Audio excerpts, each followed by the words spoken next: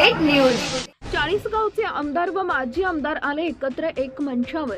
राज्यस्तरीय राजपूत समाज वधूवर परिचय मेळावा आणि मंगल कार्यालय भूमिपूजन सोहळा 22 फेब्रुवारी रोजी चाळीसगाव इथं मोठ्या उत्साहात संपन्न झाला। सोहळ्याच्या अध्यक्षस्थानी महाराणा प्रताप ट्रस्टचे अध्यक्ष होते। यावेळी माजी आमदार राजीवदादा देशमुख यांच्यासह राजपूत समाजातील मान्यवर पदाधिकारी समाज बांधव मोठ्या संख्येने उपस्थित होते।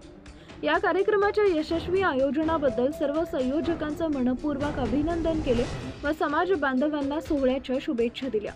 आजचा हा सोहळा राजपूत समाजाच्या एकजुटीचा, प्रगतीचा आणि उज्ज्वल भविष्यातील दिशादर्शक क्षण आहे।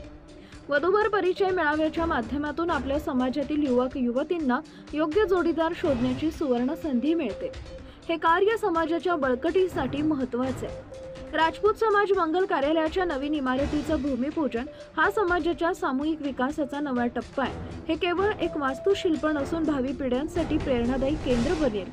सामाजिक एकता, सहकार्य आणि विकास या त्रिसूत्रीच्या आधारे समाज प्रगतीपथावर पुढे जाईल। या मंगल सोहळ्याला उपस्थित राहून मी अत्यंत आनंदी आहे। आमदार या नात्याने समाजाच्या सर्वांगीण विकासासाठी मी सदैव तत्पर आहे। राजपूत समाजाने नेहमीच शौर्य, निष्ठा आणि सामाजिक बांधिलकीचे दर्शन घडवले।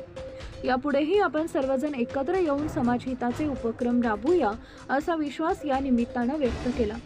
आमदार मंगेशदादा चव्हाण यांनी आपले मनोगत व्यक्त केले। Bureau report, Murad Patel, Chalisgaon. Subscribe now and press the bell icon. Never miss an update.